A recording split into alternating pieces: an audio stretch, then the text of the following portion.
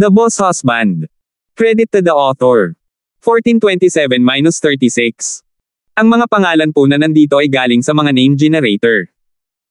Kaya kung meron man pagkakatulad sa mga pangalan ng totoong tao o lugar, ito ay tunay na hindi sinasadya. Ang kwentong ito ay rated SPJ. Striktong patnubay sa mga walang jowa. Ito ay bawal din sa bata at matatandang walang asawa. Ngumisi si Justin, bakit? Sinusubukan mo bang tumakas ngayong nakita ko na ang iyong hypnosis?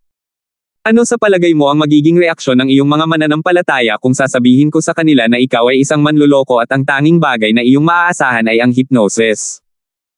Sa paghusga sa ekspresyon ni Lillian, masasabi ni Justin na naiintindihan niya ang Mandarin. Kaya, sinabi niya ang lahat sa Mandarin. Ang sagot ni Lillian ay nasa Mandarin din. Sa isang mataimtim na ekspresyon, sumagot siya, hindi ko maintindihan ang sinasabi mo. Mangyaring huwag gumawa ng walang base ang mga akusasyon. Pagkatapos, sinenyasan niya si Hardy at ang mga bodyguard na sundan siya sa elevator. Dahil hindi nila maintindihan ang Mandarin at masyadong marangal ang ekspresyon ni Lillian, inakala nilang Buddhism lang ang pinag-uusapan niya. Sa pag-aakalang hindi pa tapos, gusto ni Justin na tawagan siya ngunit pinigilan siya ni Jane. Umiling siya at kinumbinsi siya. Siya ang chairman ng South Korea Buddhist Association. Wala kaming ebidensya na magpapatunay na gumagamit siya ng hypnosis, kaya't ang pakikipagtalo sa kanya ay magdudulot lamang ng gulo sa amin. We should keep a low profile this time. At saka, hindi pa namin nakikita ang sarira. Hayaan mo muna. Naisip ni Justin na may katuturan ito. Kahit na ang madre ay kainahinala, ang kanyang paglilinang ay napakahalaga. At saka, nagpapahypnotize siya ng mga Koreano, kaya hindi naman talaga ito bagay sa kanya. Ang madre na iyon ay mahusay sa hypnosis. Kahit na ang isang tulad mo na may malakas na pagpipigil sa sarili ay nahulog din dito. Kung hindi dahil sa aking napakalakas na paghahangad, pagka-Diyos, at espiritual na kapangyarihan, nakuha niya rin ako. Napabuntong hininga si Justin. May pagdududa si Jane. Sa palagay ko hindi ito hypnosis. Ang hypnosis ay isang kondisyon kung saan pinapaginhawa ng isang tao ang kanilang mga pasyente ang kanilang katawan at isipan, pasiglahin ang kanilang mga pandama, itoon ang kanilang atensyon, o pasiglahin ang kanilang mga imahinasyon upang matupad ang kanilang mga motibo. Tungkol naman sa pamamaraan ni Lillian, hindi ito tumutugma sa klinikal na kahulugan para sa hypnosis. Sa tingin ko ay mayroon siyang ilang espesyal na kapangyarihan o isang lihim na pamamaraan. Naisip ni Justin na may katuturan ang kanyang mga hinala. Pagkatapos ng lahat ng uri ng mga bagay ay maaaring umiral sa mundo. Mga power user at cultivator, lahat sila ay may espesyal na kapangyarihan. Sa sandaling umalis si Lillian at ang kanyang grupo ng mga tao, wala nang dumating para mang-istorbo sa kanila. Maaaring matakot si Lillian kay Justin o maaari siyang magkasala o mapahiya na makipagbalikan sa kanya dahil walang ibang nakakaalam tungkol sa hypnosis. Gabi na gising si Justin. Hindi niya maiwasang isipin si Sheila. Lumapit si Jane na nakahiga sa tabi niya para yakapin ang bewang niya. May pinagsisisihan ka ba ngayon? Ano? Hindi mo ba hiniling kay Sheila na pakasalan si Kim Jeep? Sa halip na sumagot, hinaplos ni Justin ang kanyang buhok. Sa totoo lang.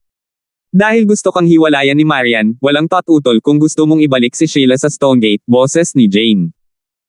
Isang malutong na tawa ang pinakawalan ni Justin. Jane, kahit ang isang tulad mo ay magugulo rin dito. Pumayag ako sa diborsyo dahil pakiramdam ko mas magiging masaya siya nang wala ako. Tinanggap ko kayo dahil gusto kong maging masaya kayong lahat. Hindi ako pumayag na makipag-date sa inyong lahat dahil iniisip ko kayong mga babae bilang mahalagang pag-aari ko. Maaaring hindi ninyo ito alam, ngunit tinanggihan ko ang lahat ng kanyang pag-unlad noong bata pa siya. Alam na niya ang mga bagay na gusto niya noong bata pa siya. Oscar is a trustable fellow, so I believed one day she'd realize that Oscar is the best match for her. Fortunately, things progressed just as expected. Sheila is around the same age as Tang Tang. She's close to me because I helped her when she was at the lowest point of her life. She was helpless and lonely at that time. I believe that her feelings for me are a mix of gratitude and reliance. She just hasn't realized it kahit na wala siyang katulad ni Oscar sa tabi niya, hindi pa rin siya dapat kasama sa hinaharap. Si Kim Jeep naman, sa tingin ko ay mapagkakatiwalaan siyang tao. Kahit na hindi pa siya nai-inlove kay Sheila, alam kong aalagaan niya ito ng mabuti. Sa pagtatapos ng kanyang talumpati, bumaantong hininga si Justin. Pagkaraan ng ilang oras, hindi nakatanggap ng tugon si Justin mula kay Jane. Palibhasa'y kakaiba, lumingon si Justin at sinalubong siya ng maningning na mga mata ni Jane. Matamang nakatitig sa kanya ang sapphire blue nitong mga mata. Kahit papaano, nakita niyang kaakit-akit ang mga ito. Isang pamumula ang bumalot sa kanyang mukha at siya ay umubo. Anong tinitingin-tingin mo? Namangha ka ba sa akin? Marahan na ipinilig ni Jane ang kanyang ulo na naging sanhi ng paghaplos ng kanyang malambot na buhok sa braso ni Justin. Mahal, gawin natin. Napakalambot ng kanyang tono, ngunit ramdam ni Justin ang pangangilig sa kanyang buong katawan. Dumadaloy ang adrenaline sa kanyang mga ugat, dahilan para uminit ang kanyang tenga. Habang kumakabog ang kanyang dibdib, tumanggi si Justin. Hindi bale. Hindi ko gagawin ito hanggat hindi ka umasenso sa yugto ng siyantian. Makakaapekto ito sa iyong paglilinang. With a seductive smile, she said in a perfect English accent, nag-research ako tungkol sa nephroyen. Mula sa pananaw ng medisina, kahit na hindi ka makapasok sa aking ari, maaari pa rin tayong gumawa ng anal sex. Malapit nang umiyak si Justin. Dr. Jane, hindi mo ba maaaring sabihin ito sa mga medikal na termino? At saka, paano sasabihin sa iyo ni Catherine ang mga bagay na iyon? Si Jane naman ay nagtaas ng pisngi. Alam mo para siyang bata sa harap ko. Sige, itigil mo na. Si Justin ay naging solemna at hinawakan ang kanyang mga pisngi. Hindi ko matatanggap na gawin ito sa paraang iyon bilang una nating karanasan. Magsisisi ako, at matatakot ako na pagsisihan mo ito sa buong buhay mo. Nagulat si Jane sa una, ngunit mabilis itong namula at tumango. Ang seremonya ay naganap sa susunod na araw gaya ng nakatakda. Bilang mahalagang bisita ng pamilya Park, sina Justin at Jane ay nabigyan ng maagang pag-access sa seremonya. Dahil sa mga pangyayari noong nakaraang gabi, nakaramdam ng awkward si Russell na makita si Justin. Sa kabila noon, puno pa rin ng pang-aalipusta ang kanyang tingin habang naramdaman niya masyadong mayabang si Justin para maging mabuting tao. Gayunpaman, wala siyang panahon para isipin ang lahat ng ito dahil kailangan niyang gumawa ng ilang huling pagsusuri sa mga opisyal ng gobyerno tungkol sa talumpati. Sa araw na iyon, ang Jogyesa ay labis na pinalamutian at napuno ng mga awit mula sa mga monghe. Bilang chairman ng Buddhist Association, lubos na tinanggap si Abbot Lilian sa templo. Ang mga monghe mula sa buong mundo ay sabik na makipag-usap sa kanya. Ayon sa schedule, pag-uusapan ng mga opisyal ng gobyerno ang proseso ng pagtuklas at pagsasaliksik ng sarira sa umaga, kasunod ang pagpapakita ng sarira sa tanghali. Sa hapon, ang sarira ay ililipat sa panloob na bulwagan para sa pagtatalaga na isinagawa ni Abbot Lilian at isang grupo ng mga matataas na monghe. Ang pagtatalaga ay tatagal hanggang gabi. Sa panahong iyon, dadalo ang mga bisita sa isang dinner party sa pinakamalapit na ballroom ng hotel. Dahil halos mga monghe sila, ang party ay maghahain lamang ng mga fruit juice at vegetarian dish. Ang mga panauhin ay papayagan lamang na bumalik sa Jogyesa at muling tumingin sa mga sarira pagkatapos ng pagtatalaga. Ang mga sarira ay ilalagay sa Jogyesa sa loob ng 3 araw, pagkatapos ay babantayan ito ng militar hanggang sa maitayo ang gintong rebulto ng Buddha. Kapag naipasok na nila ang mga sarira sa rebulto, ito ay magiging bukas para mapanood ng publiko. Pagkatapos ng lahat, imposibleng magnakaw o sirain ang gayong malaking gintong estatwa ng Buddha. Itinuon ng lahat ang kanilang mga mata sa park sa sandaling lumitaw sila sa bulwagan. Pagkatapos nilang magpalitan ng pleasantries, umupo na sila sa reserved seats. Bilang fiancé ni Sheila, hindi na nakasunod si Kim Jip sa likod ni Park Chian, kaya pumasok siya sa bulwagan kasama ang kanyang ama. Sumunod na malapit sa kanila ang pamilya Gong na pinamumunuan ni Gong Gaichong at Gong Wu. Sa paggaling ni Park Chian, ang pamilya Gong ay hindi na kasing yabang ng dati. Dahil kilala ni Justin ang dalawang pamilya, pumunta siya para batiin sila. Habang nag-uusap sila, napansin ni Justin na si Gong Wu, na minsang umaasa na pakasalan si Sheila, ay paminsan-minsan ay sumulyap sa kanya. Nagsuot si Sheila ng damit na mas malinaw kaysa sa nakaraang araw. Ang lamig ng mukha niya. Nang makita niya si Justin, sinulyapan lang niya ito ng isang beses at hindi pinansin sa natitirang oras. Halata na galit pa rin siya kay Justin. Hindi nagulat si Justin dahil karapat-dapat siya sa ganoong klase ng pagtrato. Ninitian lang siya nito ng matamis at umupo sa tabi ni Jane. Magkasama silang naghintay sa pagsisimula ng seremonya. Ang sesyon sa umaga ay ipapalabas sa pambansang telebisyon. Mag-uulat sila sa mga mamamayan tungkol sa ilang nakakainip na pananalita at ang mga pangunahing resulta ng pananaliksik tungkol sa mga sarira. Naina si Justin buong umaga.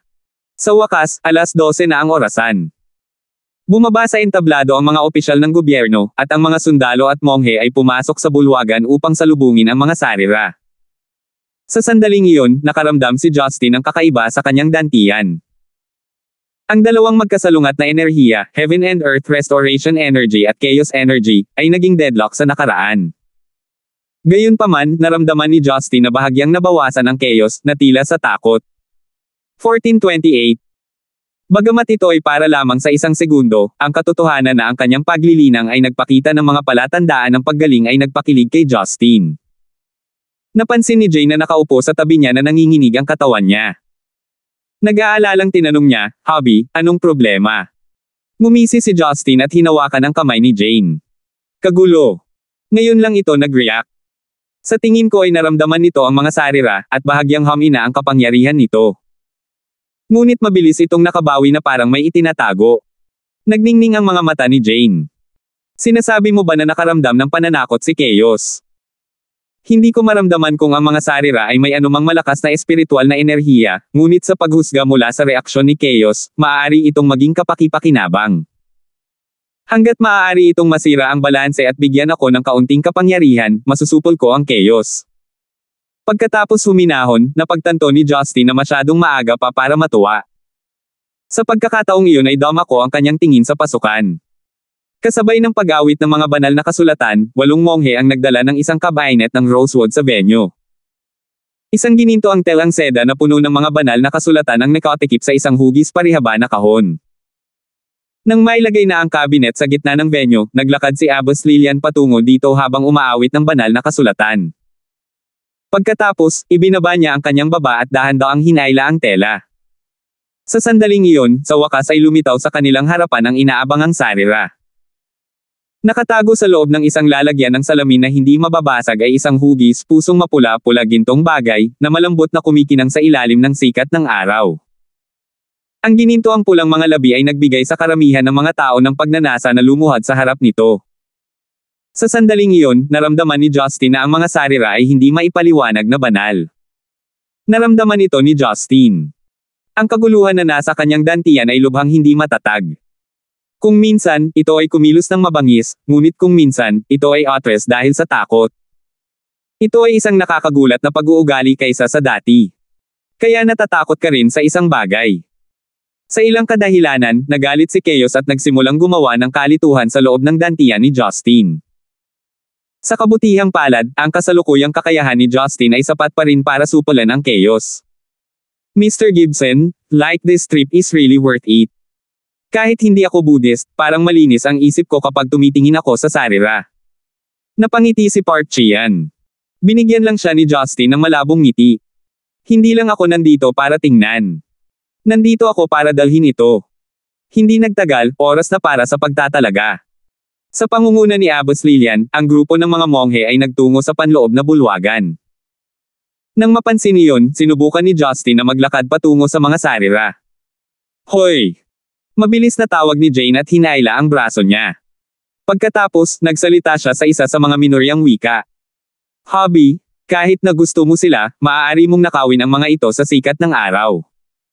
Hindi ako nagnanakaw, hinihiram ko lang. Ibabalik ko sa kanila kung hindi ka pakipakinabang. Napangisi si Justin.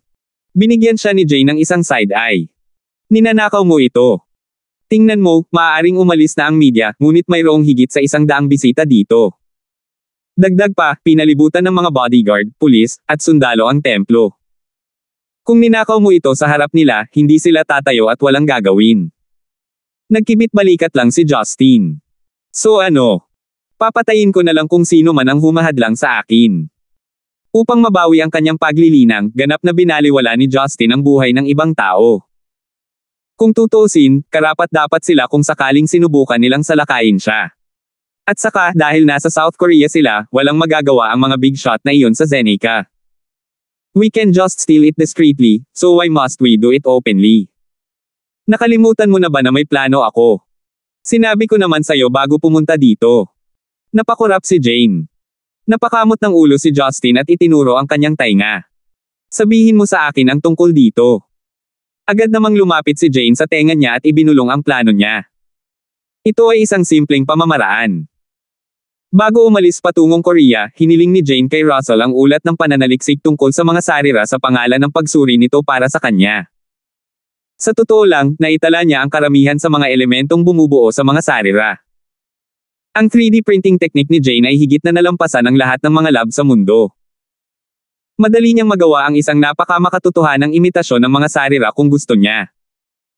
Pagkatapos, kailangan lang niyang maghanap ng angkop na gabi at nahak ang alarm system ng Jogyesa. Ang natitirang mga hakbang ay para kay Justin na palitan ang tunay sa peke. As easy as that. Kahit na napagtanto ng mga opisyal ng Korea na nahawakan ang mga sarira, hindi masasabi ng ibang mga siyentipiko na peke ang mga sarira. Kahit na gawin nila, hindi nila malalaman na ito ay kagagawa ni Justin. Matapos pakinggan ang buong plano, tumango si Justin at ngumiti. Iyan ay isang magandang plano. Ang mga sarira ay itatago dito sa loob ng 3 araw. Madali para sa atin na palitan ang mga ito. Sa malakas na pag-awit ng mga banal na kasulatan, sa wakas ay ipinadala ang mga sarira sa loob ng bulwagan. Dahil ang templo ay binabantayan ng husto ng mga pulis at sundalo, mahirap makapasok sa loob ng bulwagan. Bagamat sabik si Justin na kumilos, napilitan siyang makinig kay Jane at naghintay hanggang magawa ang mga peking sarira. Gayunpaman, nagpasya siyang manatili malapit sa templo kung sakaling may mangyari. Kung ang mga sarira ay mawawala, siya ay nasa malaking problema. Sa sandaling iyon, lumapit si Park Chian at sinabing, Mr. Gibson, hindi ako dadalo sa party ng hapunan dahil kailangan kong isama si Sheila para gawin ang huling paghahanda para sa kasal. Aalis muna kami. Hindi pinaplano ni Justin na dumalo sa party ng hapunan dahil hindi siya interesadong makipagkita sa ibang mga bisita. Ikakasal na si Sheila, kaya bilang kapatid niya, dapat akong maghanda ng mga regalo para sa kanya. Sasama ako sa inyo. Mas naging malamig ang ekspresyon ni Sheila sa pagbanggit ng regalo sa kasal. Ang kanyang tingin kay Justin ay puno ng matinding hinanakit. Hindi nabigla si Justin. Kailangang ituloy ang kasal, gaano man niya tinanggihan ang ideya. Inihanda niya ang pag-iisip para dito nang magpasya siyang bumalik sa pamilya. Tuwang-tuwa si Park Chian, iniisip na bibigyan siya ni Justin ng ilang gamot na panggamot. Agad niyang pinamunuan ang grupo patungo sa labasan. Nang magsimulang umalis ang mga panauhin sa templo, isang dagindong ang umalangaw-ngaw mula sa malayo. Sa pag-aakalang ito ay isang pagsabog, ang mga babaeng panauhin ay naghiyawan sa taas ng kanilang mga baga. Tumingin si Justin sa direksyon ng tunog. Ang unang bagay na pumasok sa kanyang linya ng paningin ay ang mga ulap ng usok at mga labi. Doon siguro nanggaling ang nakakabinging tunog na iyon. Sa takot ng mga bisita, narinig na naman ang putok ng baril. Ang mga sunod-sunod na putok ay nagpaputok mula sa submachine gun, na naging dahilan upang umalangaw-ngaw ang mga putok ng baril sa labas ng templo. Ang mga daing at hilanghing ay narinig habang parami ng parami ang mga tao na pinagbabaril. Anong nangyayari? Nasaan ang mga pulis? Nasaan ang mga sundalo? Hindi mapakali, isang opisyal ng militar ang sumugod sa entablado at sumigaw sa mikropono. Sa paghusga sa 3 bituin sa kanyang balikat, siya ay dapat na isang mataas na opisyal. Pagkatapos ng lahat, ang seremonya ng pagtatalaga ay isang pambansang kaganapan, kaya nagpadala rin ang militar ng ilang mga kinatawan. Biglang sumugod sa entablado ang isang sundalo at sumigaw, General Jong. Masamang balita. Pinagtaksilan tayo ng 27th Squad. Ano? Nanlaki ang mata ng general sa gulat. Gayunpaman, bago niya ito maisip, isang pulutong ng mga sundalo ang pumasok. Mabangis ang kanilang mga mukha habang naglalakad sila sa bulwagan na may dugo sa kanilang lahat. Ang lalaki sa harapan ay nakasuot ng unipormeng militar, bagaman nawawala ang kanyang sombrero. Sa matalim na tingin, itinaas niya ang mga submachine gun sa magkabilang kamay at ibinaril patungo sa langit. Dahil sa gulat, mabilis na napaatras ang mga bisita sa sulok. Manahimik ka. Napaligiran na namin ang buong templo. Patay na lahat ang mga sundalo at pulis. Anunsyo ng may balbas na lalaki na may masasamang ngiti sa kanyang mukha. 1429. Walang tanga sa site, kaya nahulaan na ng karamihan sa mga bisita kung ano ang nangyari. Ang mga teroristang ito ay nagbalat kayo bilang mga sundalo. Habang walang bantay ang mga sundalo at pulis, sinugod nila ang mga ito at pinatay. Isang taong sobrang impluwensyado ang nag-ayos ng lahat ng iyon. Pagkatapos ng lahat, ang isang opisyal na tropa ng militar ay hindi maaaring ilipat ng malaya. Maging si Justin ay nagulat. Hindi niya inaasahan na may iba pang pupuntahan maliban sa kanya para sa mga sarira. Gayunpaman, hanggang sa maging malinaw ang mga bagay, walang plano si Justin na makialam. Ikaw ay mula sa North Boreo Clan. Tanong ni General Jong. Nakangiting itinaas ng balbas na lalaki ang kanyang baril at tinutukan siya. General Jongjun ng Combatant Command, kinikilala kita. Napatay ko ang iyong mga nasasakupan at ito ang lahat ng aking mga tao. Sundin mo ang aking payo, tumayo ka, tulad ng iba. Manahimik ka, at ililigtas namin ang iyong buhay. Tumigas ang mukha ni Jongjun sa galit, ngunit hindi siya nang ahas na tumutol nang itutok sa kanya ang baril. Siya ay bata pa at tumangging mamatay ng maaga. At the same time, natuwa siya na nai-escort out ang mga reporter. Kung mahuling duwag siya, tiyak na mawawalan siya ng posisyon. Kuya Jerome, nandito na ang mga hostage. May nahuli kaming mga babae, kaya mas madali, sabi ng isang lalaki at ngumisi. Sa likod niya ay may isang dosenang lalaki na nakahawak sa bawat babae habang nakatutok ang mga ito sa kanilang direksyon. Russell. Nagulat si Jane nang makitang nahuli si Russell. Bilang isang mananaliksik, si Russell ay isa sa mga pinakaunang grupo ng mga tao na umalis sa venue. Ngunit, nagkataon, nahuli siya ng mga terorista. Good job, papuri ni Jerome. Sinulyapan niya ang iba pang mga hostage at ang kanyang mga mata ay nakatitig kay Huang Suyon. Nakangiting sinabi niya, "Oh, hindi ba ito si Kapitan Huang?" Paumanhin. Alam kong pagod na pagod ka sa amin, ngunit binabantayan ka namin nang gumawa ka ng mga plano. Magaling. Walang alinlangan na insulto ito kay Huang Suyon. Matagal na siyang nagtatrabaho sa security para sa kaganapan, ngunit hindi niya napagtanto na may nunal sa loob ng mga ito. Namula ang mukha niya sa inis. Mga moldito mula sa angkan ng North Boreo, sa tingin mo makakatakas ka dito. Malapit na, palibutan ng militar ang lugar na ito, at hindi ka makakaalis dito. Natawa si Jerome. Hindi mo ba narinig ang mga pagsabog? Ngumisi siya. Nang marinig iyon, tumili si Huang Suyon, ikaw, nagbaon ka ng mga bomba sa Seoul. Oo, pumili kami ng ilang random na lokasyon sa mga residential area at downtown at nagbaon ng mga bomba doon. Kung may mangyari sa amin, sisubog ang mga bomba. Kung gusto ninyong mamatay ang libu-libong mamamayan kasama namin, sige na ipatawag ang hukbo. Nagpatuloy siya, dagdag pa, sa kasamaang palad, hindi ko alam kung saan nakalagay ang remote, ni hindi ko alam kung ilang remote ang mayroon tayo. Gulat na tinitigan siya ng mga bisita. Hindi sila makapaniwala na magiging ganoon kadesperado ang mga terorista na banta ang militar ng libu-libong inosenteng buhay ng mga mamamayan. Nandito ka ba para sa sarira? Tanong ni Jongjun. General Jong, halata ka na ba kapitan? Siyempre, nandito kami para sa mga sarira. Sa tingin mo ba nandito kami para magsunog ng insenso at magdasal? Sa isang nguso, ikinaway ni Jerome ang kanyang kamay. Guys, pumasok at ilabas ang mga sarira. Para sa mga monghe, ilabas mo rin sila. Pagkatapos ng utos, 12 ng mga armadong miyembro ng North Boreo Clan ang humakbang patungo sa bulwagan na matatagpuan sa likod ng Jogyesa. Sa isang iglap, narinig ang putok ng baril na ikinatakot ng mga sosyalista. Hindi nagtagal, may naglabas ng transparent na kahon habang ang iba pang mga sundalo ay nagpigil sa paligid ng 8 monghe. Kasama nila sina Abbas Lilian at Master Hardy, ngunit tila hindi sila natatakot. Nang makita ito, napakunot ang noo ni Jane at nagtanong, Hobby, alam ni Abbas Lilian ang hypnosis, kaya bakit hindi niya ginawa? Sinasadya ba niya ito? Hindi ko alam. Siguradong hindi maganda ang madre. Baka bahagi siya ng North Boreo Clan dahil medyo malakas ang koneksyon nila. Maraming big shot sa Korea ang mga miyembro ng clan nila. Gayunpaman, posibleng hindi siya makapag-hypnotize ng malaking grupo ng mga tao. Kung lalaban siya, papatayin siya. Para sa sarili niyang kapakanan, mas mabuting pigilan sila ni Justin, sabi ni Justin sa kanila. Naguguluhan si Jane. Bakit hindi ka kinakabahan? Kinuha nila ang sarira. Isang ngiti ang pinakawala ni Justin.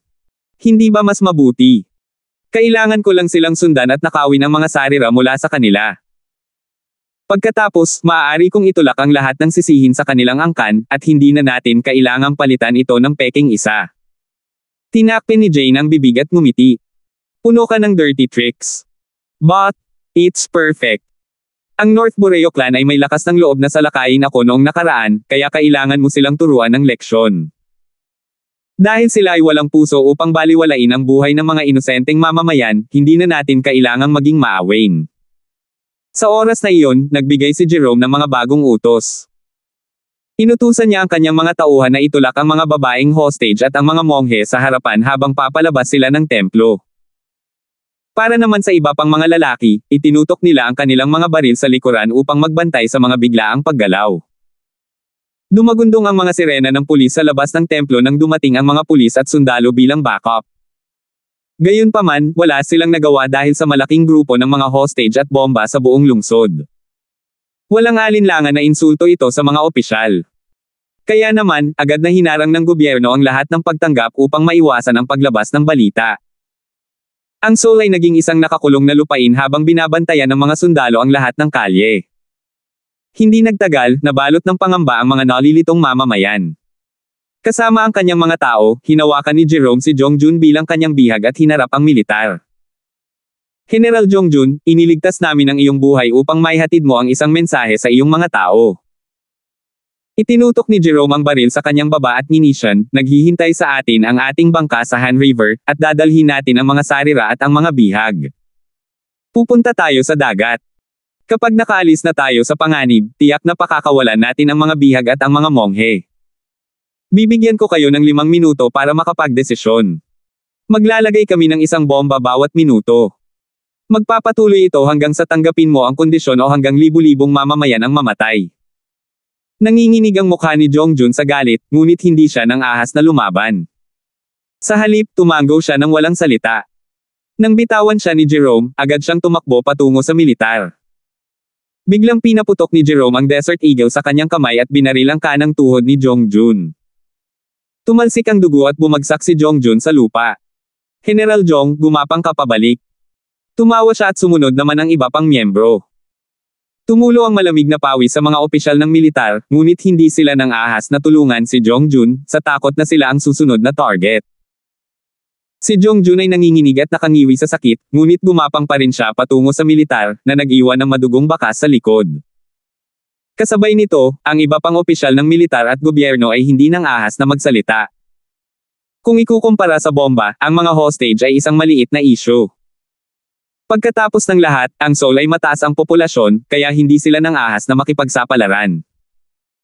Ang katotohanan na ang North Boreo clan ay nagtagumpay sa pagpupuslit ng napakaraming bomba sa South Korea ay nagdulot ng panginginig sa aking gulugod. Kasabay nito, ito ay isang insulto sa National Intelligence Service. 1430. Bagamat nakalabas na sa venue ang mga miyembro ng North Boreo clan, binantayan pa rin ang pasukan. Kaya naman, hindi naglakas loob ang mga bisita. Naitense ang lahat dahil hindi nila alam kung kailan muling mag-agulo ang North Boreo clan. Sa kabaligtaran, si Park Chien, na dumaan sa mga sitwasyon sa buhay at kamatayan, ay tila kalmado. Sinusuri niya ang sitwasyon upang maprotektahan ang kanyang pamilya habang pinagmamasdan ang mga reaksyon ng ibang tao. Sa kanyang pagtataka, si Sheila ay tila hindi kinakabahan o natatakot. Sa halip, lumingalinga pa siya sa paligid na para bang may hinahanap. Sheila, ano ang hinahanap mo? Tanong ni Park Chien. Walang ekspresyon si Sheila habang sumagot, kuya. Nawala si Mr. Gibson. Natigilan si Park Chien. Kasama ang natitirang bahagi ng pamilya Park at pamilya Kim, ang kanilang mga tingin ay bumagsak kay Jane. Si Justin, na dapat ay katabi ni Jane, ay wala kahit saan. Don't ask me. Wala din akong ideya kung saan siya nagpunta. Napakurap-kurap si Jane. Si Justin ay umalis sa templo sa sandaling ang mga sarira ay umalis sa kanyang linya ng paningin. Hindi naging mahirap para sa kanya na tumakas mula sa relo ng angkan ng North Boreo. Kulang na lang gumalaw siya sa blind spot. Pagdating niya sa pader, nakita niya ang perpektong timing at tumalon sa ibabaw nito. Dahil si Jerome at ang mga tao ay pumunta sa pangunahing pasukan, nililinis ng mga sundalong Koreano ang mga bangkay sa kabilang panig ng pader. Nagulat sila nang tumalon si Justin sa mataas na pader, ngunit hindi nila nakita ang kanyang mukha habang si Justin ay mabilis na gumalaw palabas sa nakaharang na lugar at papunta sa kagubatan. Kaya naman, inakala ng mga sundalo na nag-hallucinate sila at hindi siya sinundan. Gumalaw si Justin na parang multo na may kakayahan ng isang mamamatay tao at ang kanyang bilis, walang sino man ang makakadama ng kanyang paggalaw. Hindi nagtagal, dumating si Justin sa isa sa mga gusali sa labas ng Jogyesa at pinanood ang North Boreo clan sa kabilang kalye. Ang mga sarira ay nasa mga kamay ni Hal, na nakatingin sa militar na may mapanuksong ngiti. Ang frontline commander ay nakikipag-usap sa mga nakatataas. Gayunpaman, sa paghusga sa kislap ng malamig na pawis sa kanyang mukha, ang kanyang mga nakatataas ay tiyak na nag-aalangan din. 3 minuto na ang lumipas, at wala pa akong natatanggap na sagot. Jerome thought Ted. Mukhang walang pakialam ang mga executive sa buhay ng mga mamamayan. Lumingon siya at ngumiti kay Huang Suyon. Captain Huang, napakalupit ng superior mo. Bakit hindi mo kami samahan? Managinip ka. Kung maglakas loob kang magpasabog ng bomba, ang buong mundo ay magiging alerto. Ang mga organisasyong anti-terorista sa buong mundo ay maglulunsad ng isang pag-atake sa inyong lahat, at kayo ay matatapos. Ngumisi si Huang Suyon. Sampal. Sinampal ni Jerome ang kanyang mukha. Cut the crap. We have set off 1 bomb, so we wouldn't mind set off more bomb. Worldwide. Please, kanino sa tingin mo ang ibinibigay namin sa mga sarira? Ang mga bansa ay nagmamalasakit lamang sa kanilang sariling mga benepisyo, at ang iba ay mababaw na kasiyahan lamang. Nasa loob ka na ng 40, paano ka pa maniniwala sa mga kasinungalingan ng mga politiko? Amitabha. Sir, ang mga sarira ay naglalaman ng Golden Demon Vanquisher power ng Buddha. Hindi ka ba natatakot na magalit si Buddha sa iyong masasamang gawa? Pumasok si Abbas Lilian. Shut up, you damned nun. Naniniwala lang ako sa baril ko. Napasigaw si Jerome at sinampal siya muli. Isang pulang marka ang nabuo sa kanyang mukha habang ang iba pang mga monghe ay sumigaw ng Amitabha habang nag-aalalang nakatingin sa kanya. Gayunpaman, walang nang-ahas na magbitaw ng isa pang salita. Tumingin si Jerome sa kanyang relo at sinabi sa commander, nakalipas ang 4.5 minuto. Sa palagay ko ay interesado kayong malaman kung aling lugar ang una nating bombahin. Maghintay. Ang commander ay sumigaw, sumasang-ayon kami sa lahat ng mga kondisyon. Ngunit hindi ka pinapayagang sakta ng mga hostage at kailangan mong tiyakin ang kaligtasan ng mga bisita sa loob ng venue. Cut the crap. Dalhin mo ang kotse kung pumayag ka. Tumahol si Jerome. Pinigilan ng militar ang kanilang galit at ipinadala ang kanilang mga truck ng militar. Inutusan ni Jerome ang kanyang mga nasasakupan na suriin ang mga truck gamit ang isang aparato. Nang masigurado nila na ang mga truck ay libre mula sa mga mapanganib na kagamitan, sumakay sila sa mga truck. 20 higit pang mga hostage ang pinigilan sa 3 truck. Dahil nakatutok sila sa baril, walang nang-ahas na iligtas sila. Pinagmamasdan lang nila ang 3 truck na papalayo ng walang magawa.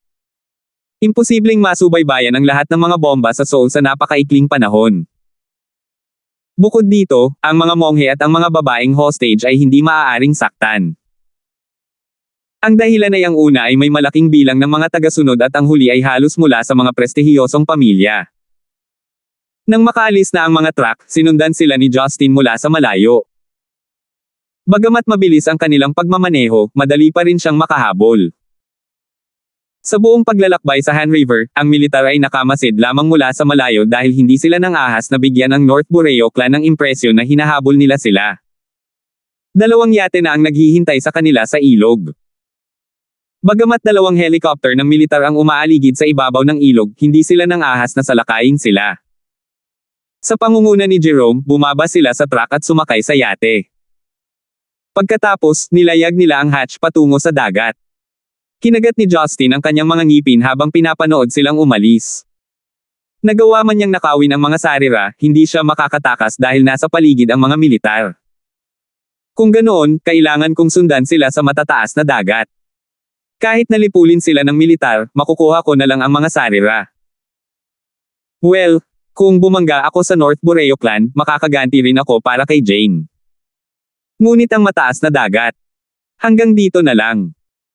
Hindi ko magagamit ang mga batas sa kalawakan, at kailangan kong sundin ang mga ito ng palihim sa mabilis na bilis. Napabuntong hininga si Justin habang nakatingin sa ilog. Sa puntong iyon, nagpapasalamat siya sa pagkakaroon ng hindi makataong pangangatawan na nagbigay daan sa kanya upang lumangoy hanggang sa dagat. Matapos matiyak na walang tao sa paligid, hinubad ni Justin ang kanyang damit at itinapon ito sa space ring. Pagkatapos ay tumalon siya sa ilog na may malakas na tilamsik. Lumangoy siya na parang submarino ng tao kahit na mas mabagal ang bilis kaysa sa pagtakbo niya sa lupa.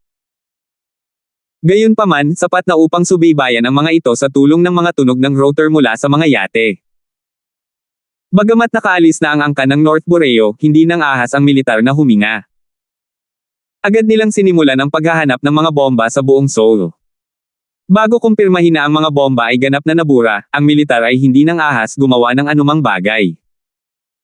Tungkol naman sa gobyerno, abala rin sila sa pagtatakip sa insidente. Kung ikukumpara sa reputasyon ng bansa, ang mga sarira at ang kaligtasan ng mga hostage ay walang kwentang bagay. Makalipas ang halos 4 na oras, pumasok ang 2 yate sa dagat. Nagdilim ang langit sa oras na iyon na ang buwan ay nagliliwanag sa madilim na kalangitan. Lumapit ang 2 yate at sumakay sa Russian 956 na destroyer na naghihintay sa dagat. Nang makasakay na, isang lalaking nakasuot ng New Zealand Navy cap ang nakipagkamay kay Jerome at nagsabi sa English, "Chief Jerome, congratulations. Sigurado akong bibigyan ka ng magandang gantimpala ng Patriarch." "Salamat, General Mason. Siguradong naabala ka namin sa biglaang kahilingan," magalang na sagot ni Jerome. "Para sa Patriarch ang lahat. Hindi ako magkakaroon ng mga ganitong tagumpay kung hindi dahil sa Patriarch. Mas may kakayahan ka kaysa sa dating pinunong si Greg. Naniniwala ako na malaki ang potensyal mo." "Siya." Ngumuso si Jerome. "General Mason, mangyaring huwag mo akong biro. Siya ay isang tanga. Sige, dinadala ko ang mga sarira sa silid ng pinuno." Sinulyapan ito ni Mason.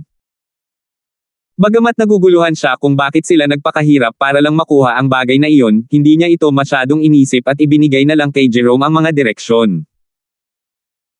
Pagkatapos, tumingin siya sa mga bihag sa kubyerta at sinabi, "Ikulong ang mga babaeng ito sa ika-4 na bodega at ang mga monghe sa ika-7 bodega hanggang makatanggap tayo ng utos mula sa patriarka." 1431. Ang mga opisyal ng hukbong dagat ay ang pinakamapagkakatiwalaang mga subordinate ni Mason. Agad nilang dinala ang mga bihag sa kani-kanilang mga bodega sa kanyang utos, at ang ilan ay nagbabantay pa sa mga pintuan. Dahil natapos na ng mga miyembro ng North Borneo Clan ang kanilang mga gawain, hindi na nila kailangang magbantay. Ang ilan ay nagpapahinga sa barkong pandigma, habang ang ilan ay nagsimulang maglaro sa kanilang mga sarili. Sa sandaling iyon, walang nakapansin na isang miyembro ng North Borneo Clan na nakasuot ng Korean military uniform ang patungo sa ika-4 na bodega. "Hoy, anong ginagawa mo dito? Ang bodega na ito ay para sa mga bihag." Nasa harap ang lounge, sabi ng isang opisyal ng Navy na nagbabantay sa bodega. Inayos ng lalaki ang kanyang sombrero at inilantad ang mukha ng isang ordinaryong lalaking Asyano. Nang magtaka ang mga hukbong pandagat kung hindi ba siya nagsasalita ng Ingles, biglang tumalon ang huli at sinuntok sila sa lalamunan. Nawala ang isip nila. Sa susunod na segundo, pinulupot ng lalaki ang kanyang mga daliri sa kanilang lalamunan at pinitik sila. Mabilis ang kanyang mga galaw. Nang makumpirma niyang walang papunta doon, binuksan niya ang pinto. Ang mga babaeng hostage, kasama sina Russell at Hwang Suyon, ay nagsiksikan sa sulok. Napatalon sila sa gulat nang mapansin nilang may pumasok. Maya-maya, isang pagtataka ang bumungad sa mukha ni Russell. "Hobby." Itinapon ni Seubal ang sombrero sa tabi. Nang malaman niyang hindi nasaktan si Russell, nakahinga siya ng maluwag at hinaila siya pataas. "Huwag na lang. Walang masyadong hukbong dagat sa labas, kaya pwede ko na kayong ilabas dito ngayon. Kakatingin ko lang. Ang bullseye ay kayang mag-accommodate ng mahigit 20 tao. Dapat na tayong umalis dito habang madilim pa sa labas." Nangilid ang mga luha sa pisngi ni Russell habang siya ay patuloy na humihikbi. Hindi niya inaasahan na itataya ni Seubal ang kanyang buhay para iligtas siya. Sa buong panahon na palagi niyang ipinapalagay na pinahahalagahan niya ang kanyang trabaho kaysa sa kanya at gayon pa man ay handa siyang ilagay ang kanyang sarili sa panganib para sa kanya. Puno ng pagkakasala, hindi siya nang ahas na magtanong at same time na tumango. Pagkatapos, ipinadala niya ang kanyang mga salita sa iba pang mga hostage sa Korean. Tuwang-tuwa ang mga hostage na makaalis dito ng buhay anuman ang mga panganib. Lumabas si Seubal para tingnan. Nang matiyak na walang tao sa paligid, iminuwestern niya ang mga ito pasulong na may kaway. Mahigpit na sinundan ng mga babaeng bihag habang si Hwang Suyon ay kumuha ng rifle mula sa isa sa mga patay na hukbong dagat. Anong ginagawa mo? Sumunod ka ng mabuti. Si Seubal ay lumingon sa likod at kumunat ang noo sa kanyang mga kilos. Napangiti siya. Isa akong policewoman, at marunong akong gumamit ng baril. Kaya kung makipaglaban sa iyo. Nang makita ang insignia sa kanyang balikat na kumakatawan sa kanyang pagkakakilanlan, tumango si Seubal. Kailangan nating kumilos ng mabilis. Walang nag-iikot ngayon. Si Seubal ay sumugod sa likod ng barkong pandigma. Biglang may dalawang putok ng baril sa likod niya. Sa isang ungol, bumagsak siya sa sahig. Umagos ang dugo mula sa mga sugat ng baril sa kanyang kaliwang guya at hita. Hwang Suyon, anong ginagawa mo? Napasigaw si Russell at pinandilatan ang bumaril. Masama ang ekspresyon niya habang ngumuso. Mayroon kang matalas na pag-iisip at mahusay na liksi. Ipagpalagay ko na isa kang espesyal na ahente mula sa Zenica. Mabuti na lamang, ang aming pinuno ay nag-iingat na may taong papasok upang iligtas ang mga bihag. At lumalabas na mayroon kaming isang bisita mula sa Zenica, pag-iinis niya. Nakatingin sa kanya ang lahat ng may takot. Ikaw, bahagi ka ng North Boreo clan. Tumutulo ang malamig na pawis sa mukha ni Seubal, ngunit hindi siya makatayo. Napangiti si Hwang Suyon. Huli na ang lahat ngayon. Sa palagay mo, bakit natin nagagawang patayin ang mga pulis at sundalo sa napakaikling panahon?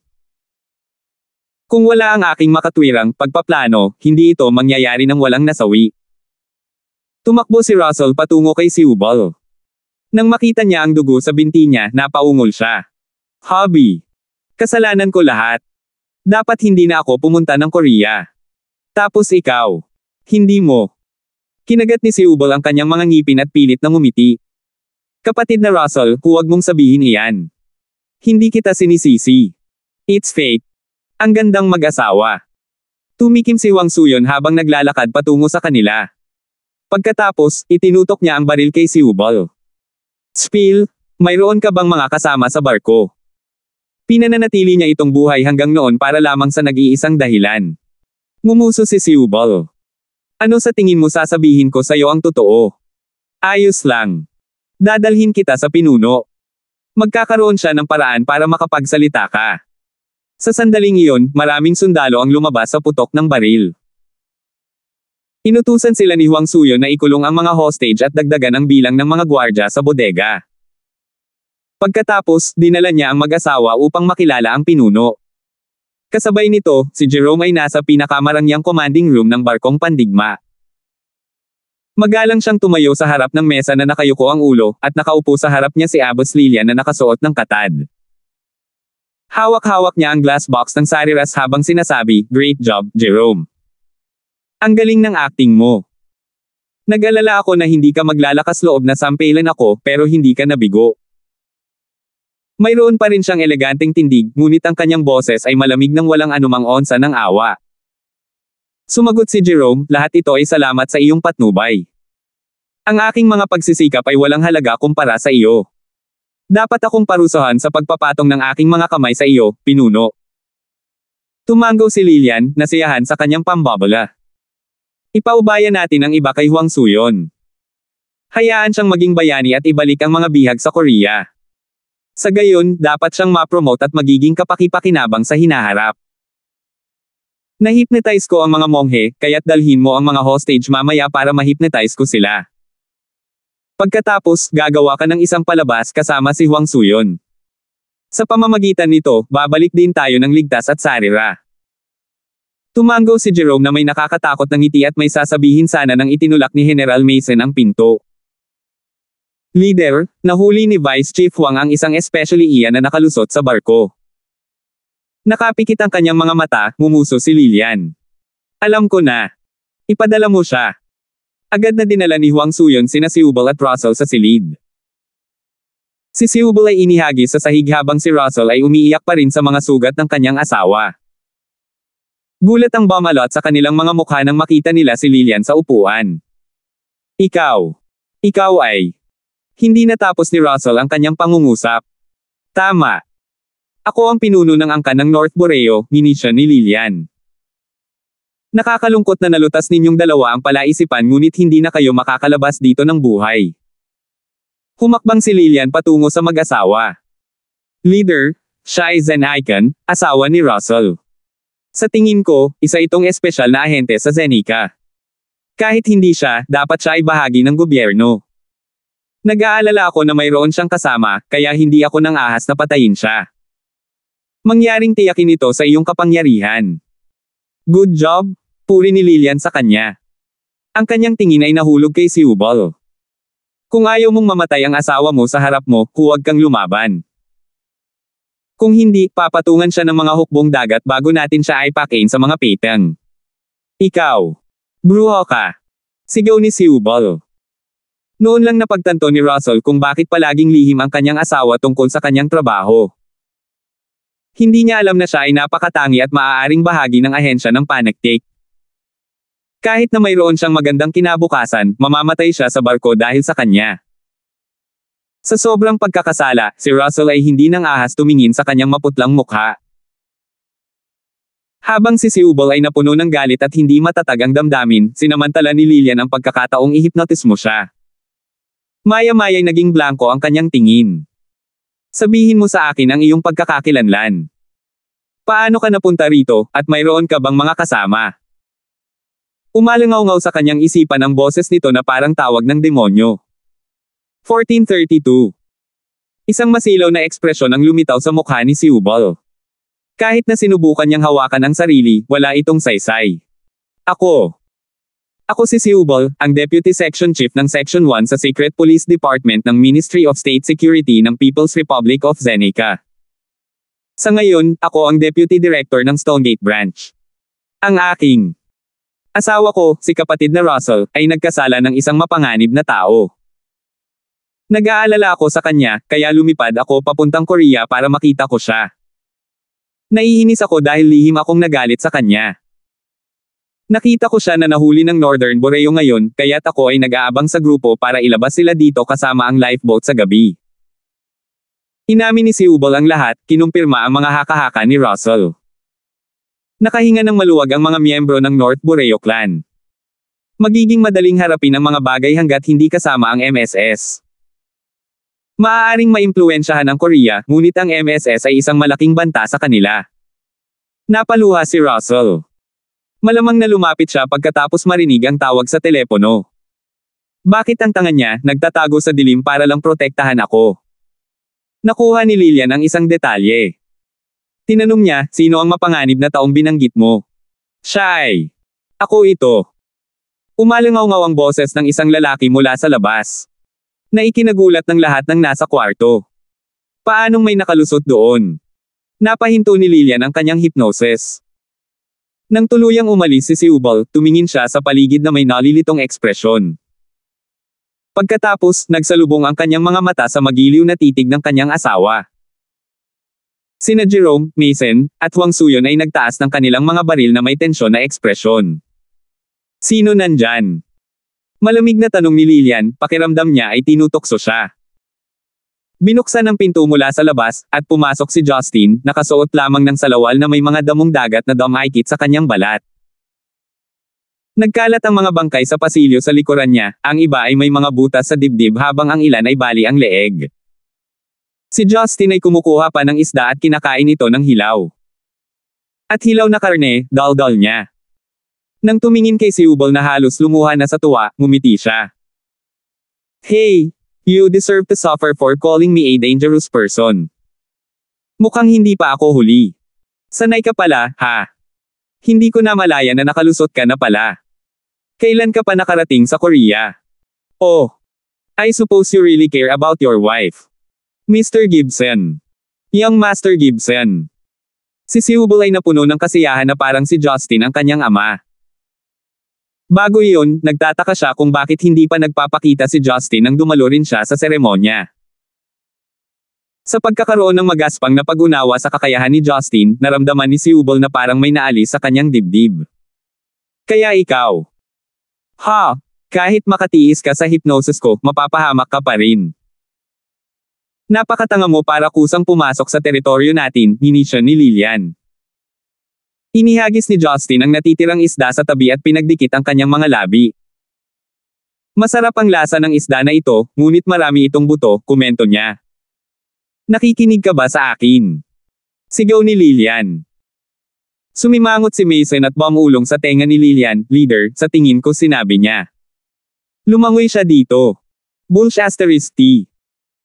Paano makakalangoy ang isang tao ng mahigit 4 na oras at makakahabol pa rin sa yate? Galit na galit, sumigaw siya, huwag ka nang tumitig. Patayin mo siya.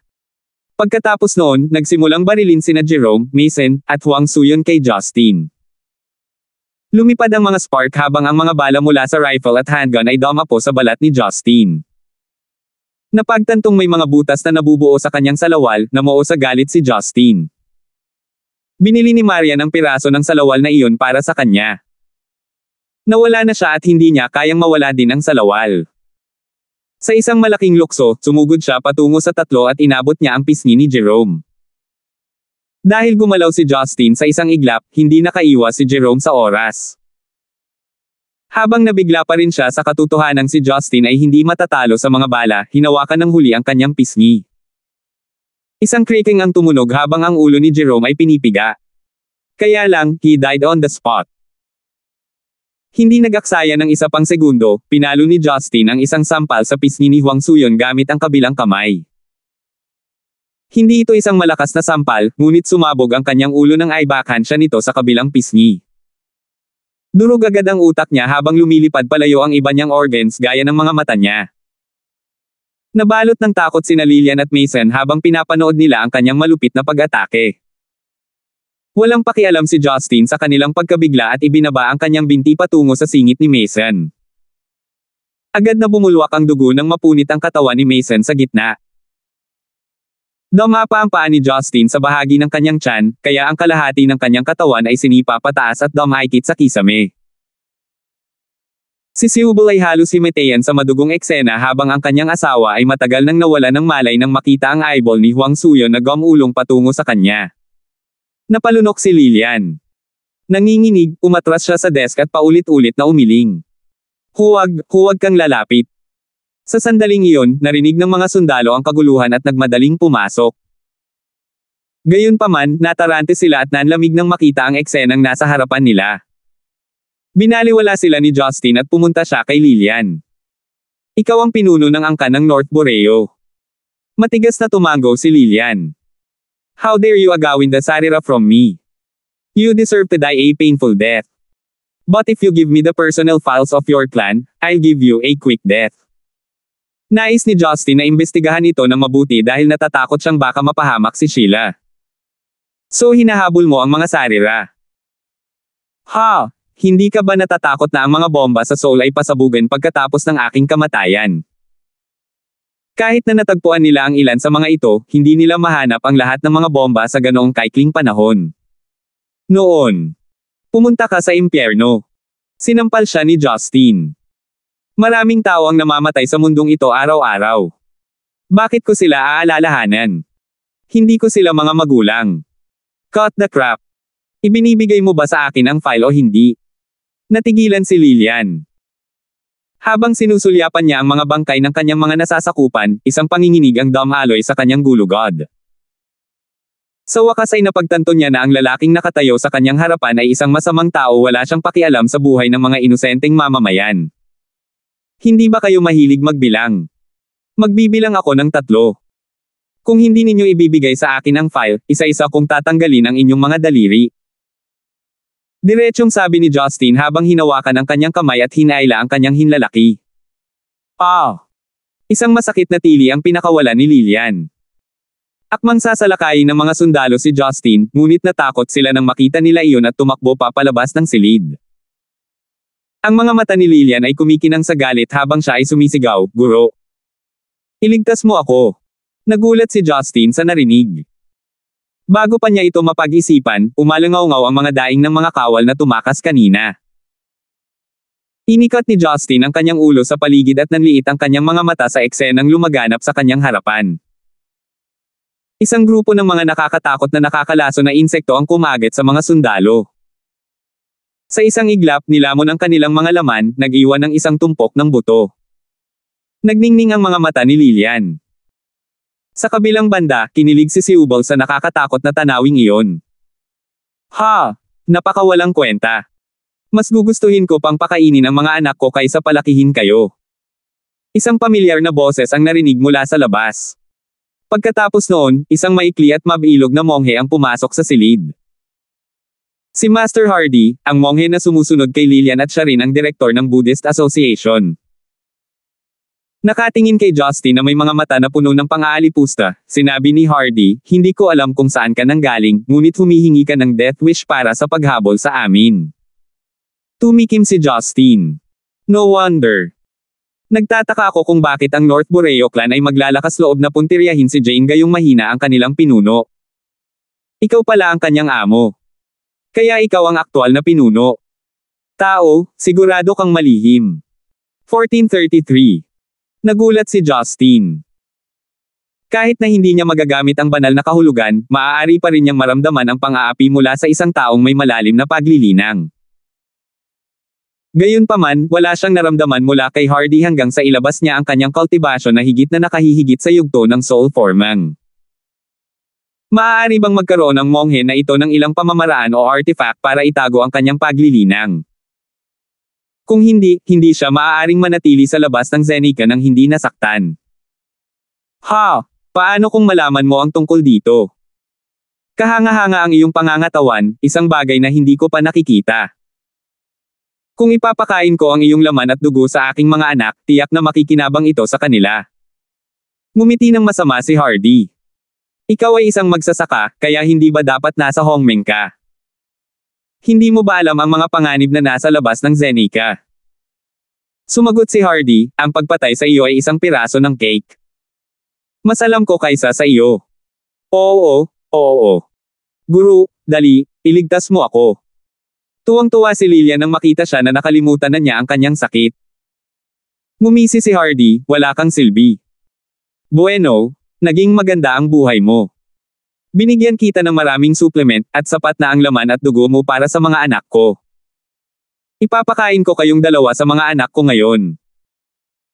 Habang sinasabi niya iyon, isang grupo ng mga itim na nakakalaso na insekto ang lumitaw sa kanyang likuran at sumugod kay Justin.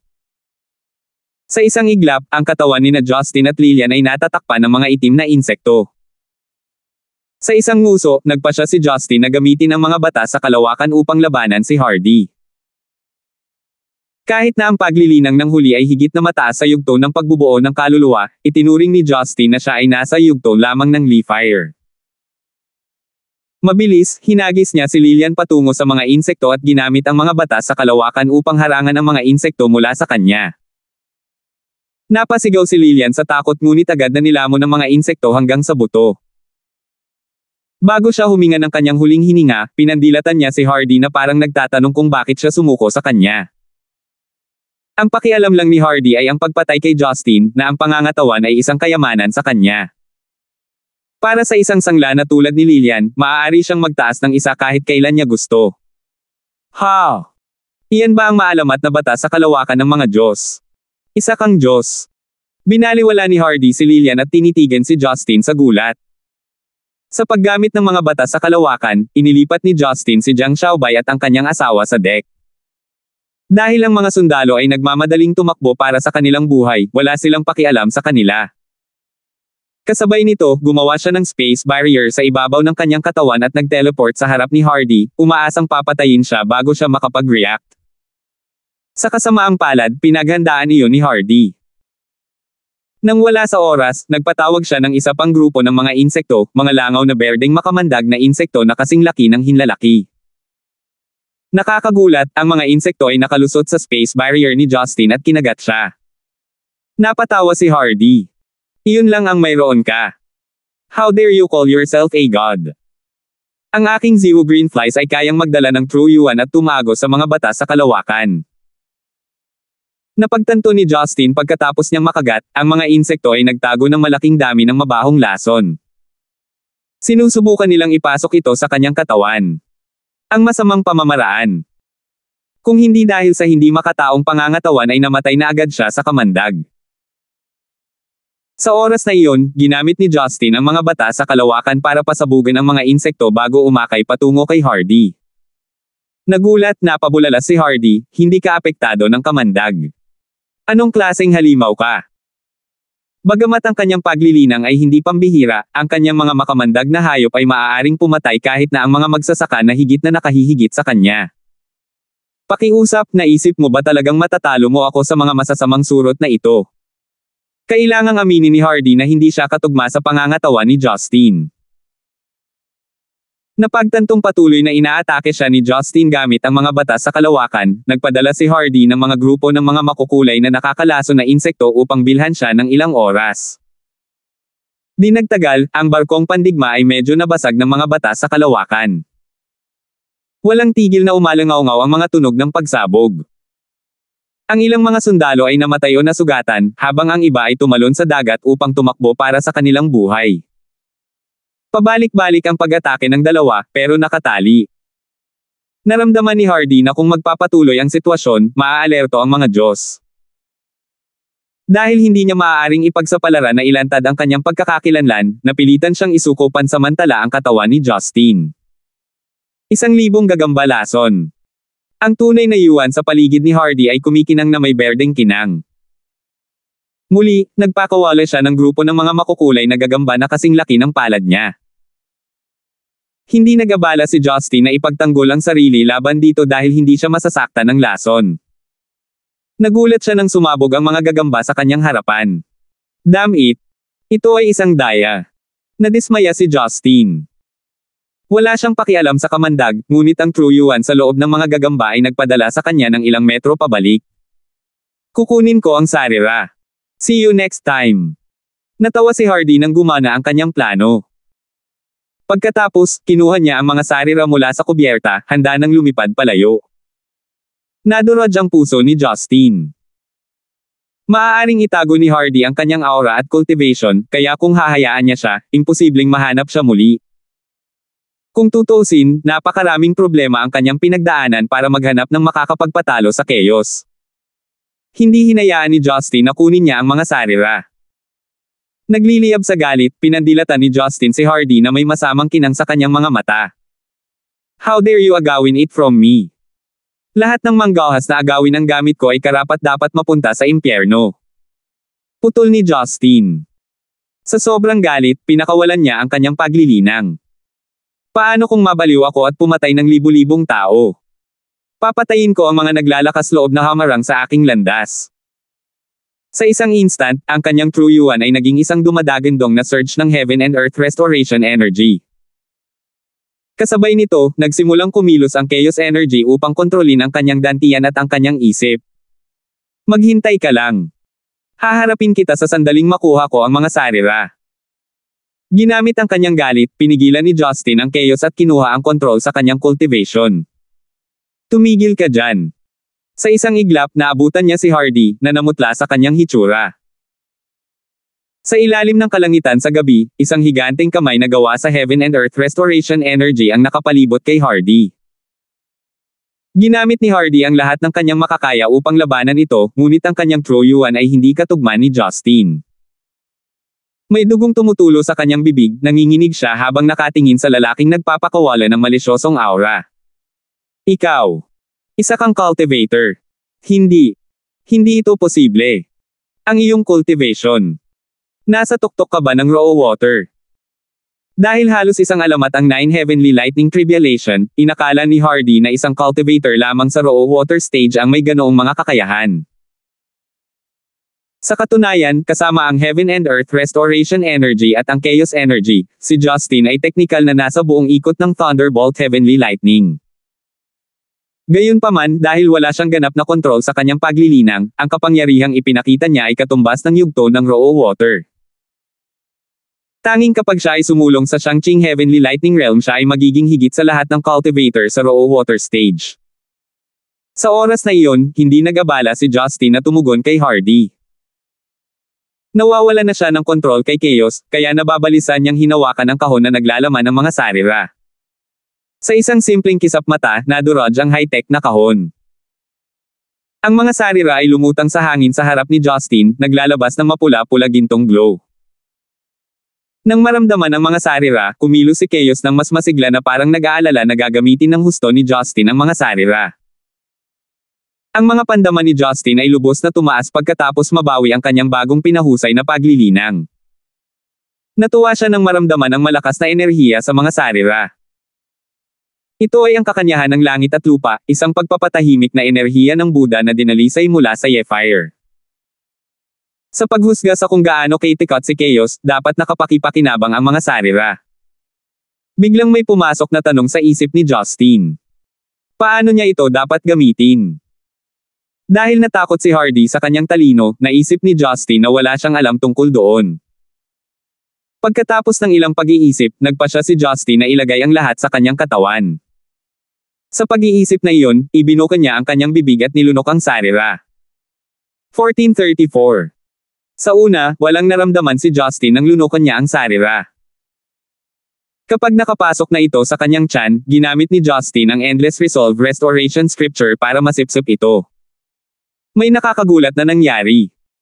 Ginamit ng Endless Resolve Restoration Scripture ang Heaven and Earth Restoration Energy bilang daluyan upang makuha ang kapangyarihan ng Buddha mula sa mga sarira. Sa isang mapula-pula gintong glow, ang kapangyarihan ay dumaloy sa katawan ni Justin.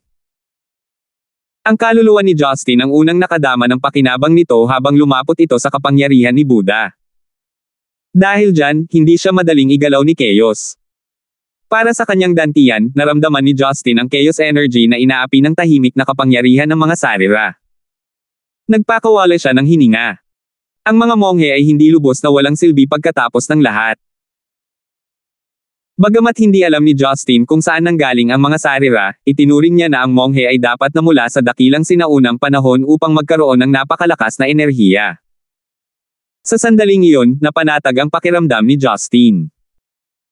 Madali niyang makontrol ang kanyang paglilinang nang hindi nakakaramdam ng banta ng Chaos. Kinulong niya ang kanyang mga kamao. May mataas na pagkakapareho sa pagitan ng Heaven and Earth Restoration Energy at Chaos Energy, kaya nang masupol niya ang Chaos, ang enerhiya nito ay naghalo sa kanya at napalitan ng Heaven and Earth Restoration Energy. Umakyat siya sa full Justin ng Thunderbolt Heavenly Lightning Stage ng sabay-sabay. Minsang naramdaman ni Shangqing Heavenly Lightning Tribulation na hindi niya maisip, ngunit sa sandaling iyon, naramdaman ni Justin ang isang banayad na pagbabago. Bagamat nasa paligid pa rin si Chaos. Ito ay halos isang nakakulong na hayop. Dahil hindi ito makakaapekto sa kanyang isip at kaluluwa, walang pakialam si Justin dito. Sa katunayan, maaari niya itong gamitin na parang ATM para sa higit pang Heaven and Earth Restoration Energy.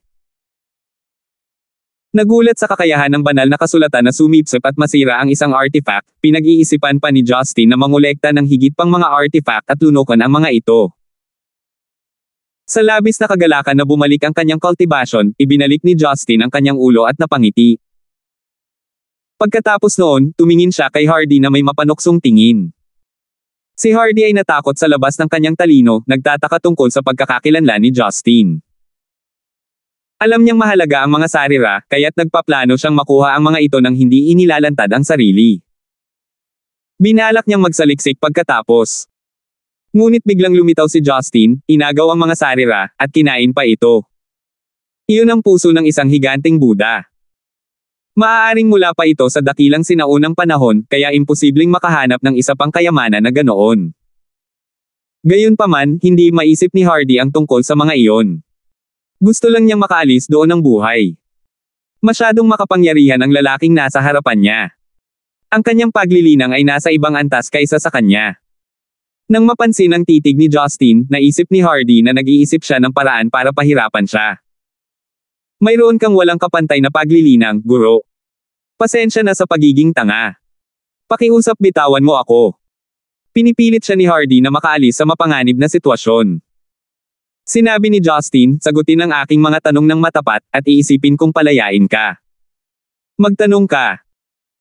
Hindi nang ahas si Hardy na magtago ng anuman, dahil alam niyang may pagkakaiba sa kanilang cultivation, mahirap magsinungaling nang hindi nahuhuli. Saglit na nag-isip si Justin bago nagtanong, sino ka? Saan ka nanggaling? Bakit ikaw ang pinuno ng angkan ng North Borneo? Bakit mo ninakaw ang mga sarira? At, ano ang ginamit mo para itago ang iyong pagtatanim?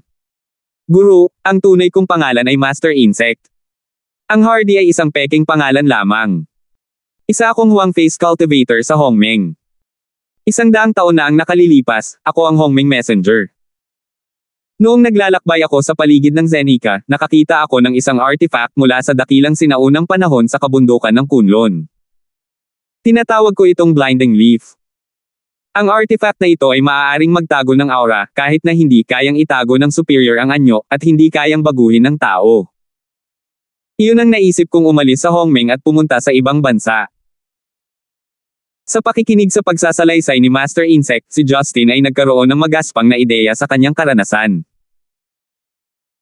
Alam niya na ang ibang mga bansa ay may mas maraming mapagkukunan para sa mga magsasaka na mas mahusay kaysa sa patuloy na paghihigpit sa Hongmeng. Kasama ang Blinding Leaf, dumating siya sa ibang bansa.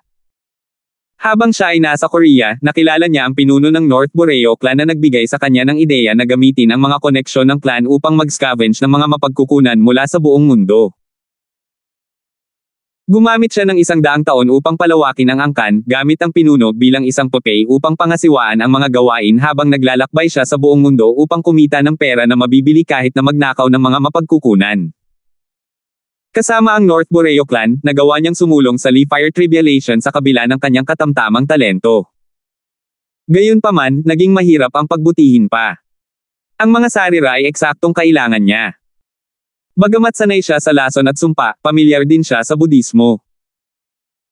Kaya naman, nais niyang magsaliksik ng mga sarira para sa isang pagkakataon ng isang pambihirang tagumpay. Sa hindi inaasahang pagkakataon, sinira ni Justin, na nangangailangan din ng mga sarira, ang kanyang plano. Saglit na nag-isip ng malalim si Justin, at nag-isip siyang nagtanong, kung gayon, siguradong marami kang naipon na mapagkukunan sa mga nakaraang taon. Naintindihan naman agad iyon ni Master Insect. Tumango siya at sumagot, tama. Master, may treasury ako. Kung gusto mo, pwede mong kunin. Please let me go. Mabilis ka. Gusto ko rin ang Blinding Leaf. Isa pa. Ibigay mo sa akin ang listahan ng mga importanteng tao sa North Borneo clan. Din. Wala akong maisip ngayon. Iyon lang muna, sabi ni Justin. Napaluha si Master Insect. Ibinigay na niya kay Justin ang halos lahat, at humihiling pa rin siya ng higit pa. Gayunpaman, naisip ni Master Insect na may pagkakataon pa siyang mabuhay dahil gusto lang ni Justin ang mga mapagkukunan.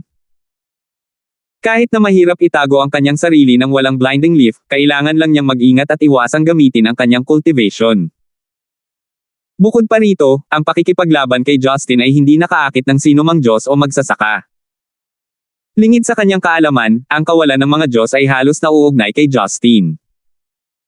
Kung nag-iisa si Master Insect, hindi siya magiging ganoon kaswert. Iniabot ni Justin si Master Insect sa Blinding Leaf sa kanya. Naisip niya na dapat itong maging katulad ng nawawalang Cup of Invisibility. Tama sa pangalan nito, ito ay isang maliit na gintong dahon. Kahit na ito ay itinuturing na isang mababang antas na artifact dahil hindi ito magagamit para sa opensa at depensa, ang paggana nito ay kaakit-akit.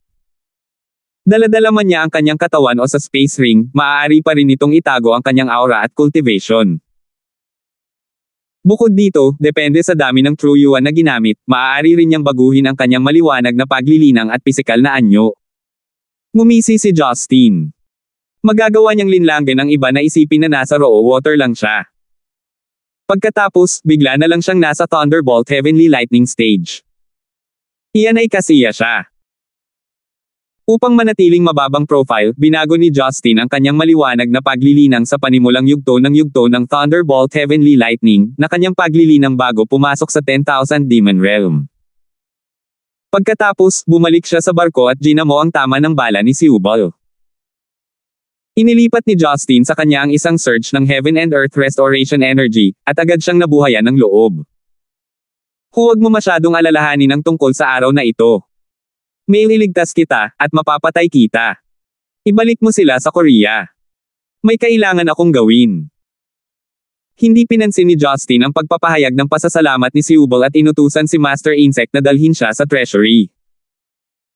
Dahil nawala ang blinding leaf, nabawi ni Master Insect ang kanyang orihinal na anyo, isang kulot na matandang monghe na may kahabag-habag na mukha. Naisip ni Justin na angkop ito sa kanyang mga nakakalaso na insekto. Kung tutusin, para maabot niya si Lee Fire pagkatapos ng 300 taon, tiyak na matanda na siya. Ang treasury ni Master Insect ay itinayo sa isang walang tao na isla sa Korea. Ito ay kanyang pribadong teritoryo at sa loob ng isang maliit na bundok ay naglalaman ang kanyang kaban. Guro, ito ang lahat ng mga mapagkukunang nakalap ko sa mga nakaraang taon, kabilang ang mga halamang gamot, prutas, bakal, at tubig sa bokal. Ginamit ko ang ilan dito para pakainin ang aking mga anak habang ang iba ay. Habang ipinakilala ni Master Insect ang kanyang kayamanan, naglakad siya papunta sa inner region at binuksan ang isang mabigat na bronze na pinto gamit ang kanyang true yuan. 1435. Napakadali para sa isang magsasaka sa yugto ng tribulation passing na gumawa ng kuweba.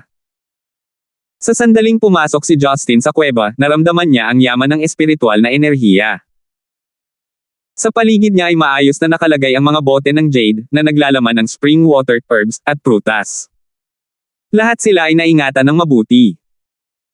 Para sa karamihan sa kanila, narinig niya ito mula kay Jinsel habang ang ilan ay nakalista bilang mga bihirang mapagkukunan sa mga libro.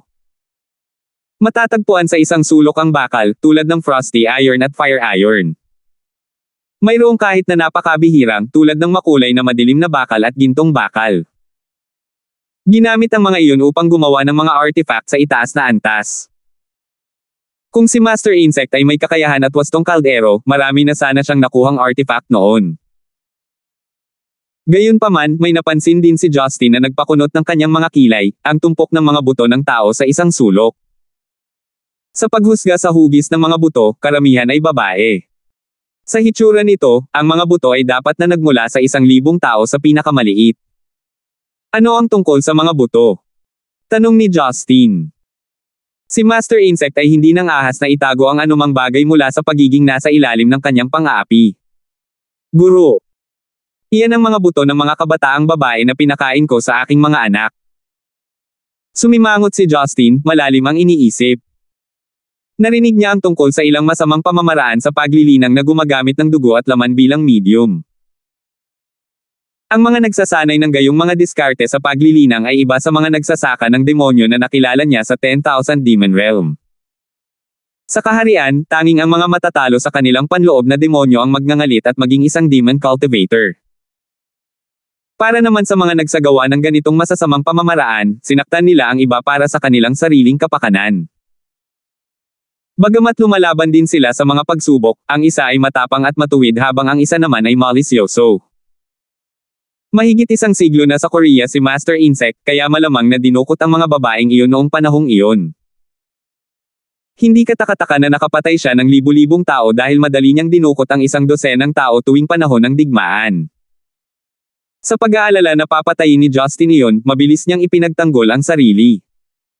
Guro, ang aking cultivation technique ay ipinasa sa akin ng aking master. Ako. Gusto ko ring matuto ng isang mas mahusay na cultivation technique, ngunit hindi ito ang Great Ancient Times. Mahirap na makakuha ng isa na magdadala sa akin sa soul forming stage. Please let me off the hook for the sake of the resources I gave to you. Sa malalim na boses, sinabi ni Justin, ibigay mo sa akin ang listahan ng mga pangunahing tauhan sa North Boreo Clan. Tumango si Master Insect at biglang lumitaw ang isang maliit na libro. Kaya space ring iyon. Marami kang magagandang bagay, sabi ni Justin habang kinuha ang libro. Nang marinig iyon, si Master Insect ay nagpakawala ng isang mapait na ngiti at ibinigay ang kanyang space ring kay Justin. Inaasahan niyang itago ito dahil marami rin itong mapagkukunan. Sa kasamaang palad, kinailangan niyang isuko ito para manatiling buhay. Sinuri ni Justin ang singsing gamit ang kanyang banal na kahulugan. Ang singsing na iyon ay halos kasing laki ng singsing ng somero na ibinigay niya kay Lucille. Maaari niyang ibigay ito sa ibang mga babae. Ang pag-iisip tungkol dito ay nasiyahan siya, ngunit mas nalulugod siya na makita ang mga pambihirang halamang gamot sa loob nito. Sa pamamagitan nito, makakagawa siya ng higit pang mga pildores na hindi maabot ni Hongmeng at ng mga nakatagong angkan upang mapalakas ang kanyang paglilinang at ang iba pang mga kababaihan. Master, binigay ko na sa iyo ang lahat. Pwede na ba ako? I swear hindi na ako mananakit ng iba at hindi na ako magpapakita pa sa harap mo. Nakahanda nang umalis si Master Insect. Kinalikot ni Justin ang bagong singsing at ngumisi, kailangan mong mag-iwan ng isa pang bagay dito. Ano? Hinawakan ni Master Insect ang mga gamit sa kanyang katawan, ngunit nakita lang niya ang beads bracelet na may halaga. Gayunpaman, ito ay walang espesyal. Buhay mo.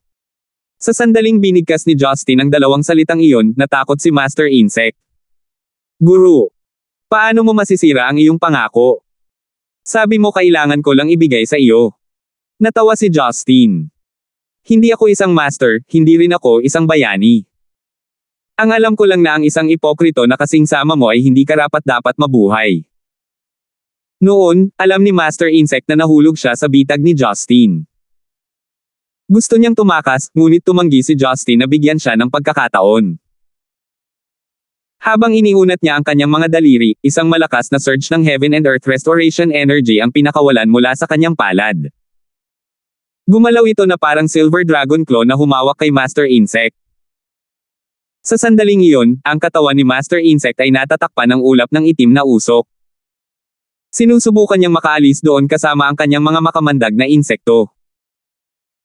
Sa kasamaang palad para sa kanya, ang Heaven and Earth Restoration Energy ni Justin ay may halong chaos, kaya maaari nitong lumunin ang espiritual na enerhiya sa mga nakakalason na insekto. Hahanapin kita kahit multo ako. Ikaw. Hindi pa natatapos ni Master Insect ang kanyang pagbabante nang ang kanyang katawan ay bumagsak at nabasag sa isang surge ng espiritual na enerhiya. Hindi siya nagkaroon ng pagkakataong maging multo dahil pati kaluluwa niya ay nilamon. Sa loob lamang ng ilang segundo, natunaw si Master Insect sa wala. Ang kanyang espiritual na enerhiya ay pumasok sa dantian ni Justin at nabago sa Heaven and Earth Restoration Energy. Nagulat din si Justin dito, dahil hindi niya inaasahan na magkakaroon ng ganoong epekto ang Heaven and Earth Restoration Energy. Pinag-iisipan pa nga niyang gawin iyon ngunit kusang na-absorb ng energy si Master Insect. Nangangahulugan iyon na hindi na niya kailangan pang gamitin ang Chaos Cauldron para sumipsip ng mga espiritual na nilalang. Dagdag pa, dahil sa Chaos Energy, hindi na kailangang mag-alala ni Justin na ang kanyang True Yuan ay nahahalo sa iba't ibang enerhiya dahil ang Chaos mismo ang pinakahuling anyo ng hindi maayos. Gayunpaman, may posibilidad na ang antas ng cultivation ni Master Insect ay mas mahina kaysa sa kanya, kaya madali siyang lumunin. Kung ito ay isang malakas na kalaban, magiging mahirap na sirain ang kanilang True Yuan at i-absorb ito. Mas alam ni Justin na hindi niya maaasahan iyon para manalo sa lahat ng laban. Nang maayos na iyon, sinimula ni Justin na ayusin ang kayamanan ni Master Insect. Sa nakalipas na siglo, si Master Insect ang may kontrol sa North Boreo Clan, kaya karamihan ng perang kinita nila ay napunta sa kanyang bulsa. Bagamat marami siyang nagamit, malaki pa rin ang naiipon niya. Gumawa ng magaspang na kalkulasyon si Justin. Mayroong humigit kumulang daan-daang bilyong dolyar dito, hindi kasama ang magagandang bar na idineposito ni Master Insect sa mga bangko sa buong mundo. Natawa si Justin sa realisasyon. Bilyon-bilyon lang ang nawala sa kanya sa pagbibigay ng petrolyo sa gobyerno at may nagbigay agad sa kanya ng pera para i-refill ang sariling bulsa. Kung tungkol sa aklat ng mga pangalan, sinilip lamang ni Justin ito at nakitang walang pamilyar na mga pangalan dito. Akala niya ikaw ay nahinala ang pamilya Gong, ngunit wala doon ang kanilang mga pangalan. Naisip ni Justin na siya ay masyadong nag-aalinlangan. Kasabay nito, wala siyang planong gumawa ng anuman sa listahan.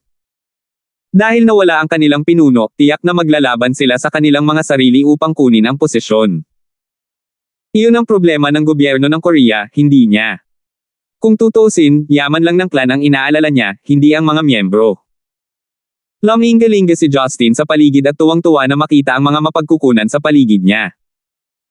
Pagkatapos, habang naglalakad siya, inilagay niya ang mga ito sa kanyang space ring. Nakilala niya ang ilan sa mga bagay, ngunit ang mga hindi niya nakilala ay mayaman sa espiritual na enerhiya. Kaya naman, gumawa ng mental note si Justin para tanungin si Jinsel tungkol sa kanila. Nang makakita siya ng pulang-pulang prutas sa loob ng bote ng jade, napatili siya. Ito ba? Kinailangan siya ng ilang oras para makabawi sa kanyang katinoan. Nang magawa niya iyon, mabilis niyang kinuha ang aklat na ibinigay sa kanya ni Yu Xuening. Matapos suriin ang pangalan ng prutas na iyon, pinigilan niya ang kanyang kagalakan at itinago ito sa kanyang singsing. Hindi na interesado si Justin na tingnan ang iba pang bagay. Isinuot na lang niya ito sa kanyang singsing at umalis pagkatapos matiyak na walang laman ang kuweba. Pagkatapos, lumipad siya sa langit at nagpakawala ng sinag ng Heaven and Earth Restoration Energy sa bundok. Sa isang dumadagandong na tunog, gumuho ang bundok. Hindi nagtagal, binaha ng tubig dagat ang maliit na isla. Sa sandaling ang isla ay wala nang makita, si Justin ay naghum at bumalik sa Seoul. 1436. Ang panganib sa Seoul ay nalutas nang ang mga bomba ay natuklasan sa paggamit ng mataas na teknolohiyang kagamitan. Nakauwi na rin ang mga bisita ng seremonya. Dahil sa insidente, malabong mangyari ang wedding ceremony sa pagitan ng pamilya Park at Kim family sa Jogyeasa. Bumalik sa tirahan ng Park, kakababa lang ni Park Chian sa telepono kasama ang kinauukulan. Sa paghusga sa kanyang nakakunot na mga kilay, alam ng mga Park at Kim na hindi sila pinapayagang magpatuloy sa seremonya ng kasal. Sinabi ni Kim Gibson, "Sir, wala kaming magagawa tungkol dito." Pagkatapos ng lahat, walang sino man ang mag-e-expect sa pag-atake ng terorista. Magagawa na lang namin ito sa ibang araw. Oo, lolo. Masyadong nagmamadali para baguhin ang lokasyon ng seremonya ng kasal. Tsaka, katatapos lang ng emergency. Hindi magandang tanda para sa kasal, sabik na sabi ni Sheila. Gusto niyang samantalahin ang pagkakataon at itigil ang kasal. Sa kabilang banda, si Kim Jip ay tila kalmado na parang hindi ito naabala. Nang mapansin ni Park Chian ang kagalakan sa mukha ni Sheila, may naalala si Park Chian na nagpangit sa kanya. Hindi. Naipadala na ang mga imbitasyon. Nakumpleto na ang lahat ng paghahanda. Maganda ang araw bukas, kaya dapat ituloy ang kasal. Hindi na ito ikinagulat ng mga Park dahil pamilyar sila sa personalidad ni Park Chian. Hindi siya kailanman madaling sumuko. Frustrated, tinapakan ni Sheila ang kanyang mga paa. Lolo. Bakit ka nagmamadaling pakasalan ako? Hindi ko gusto si Kim Jip. Tahimik. Paano mo nasasabi yan dito? Pinarusahan siya ni Park Chian. Ngumiti si Kim Gibson at sinabing, hindi nakakagulat na hindi gusto ni Ms. Sheila ang anak ko. Okay lang. Karamihan sa mga kasal sa mga pamilyang tulad natin ay marriages of convenience.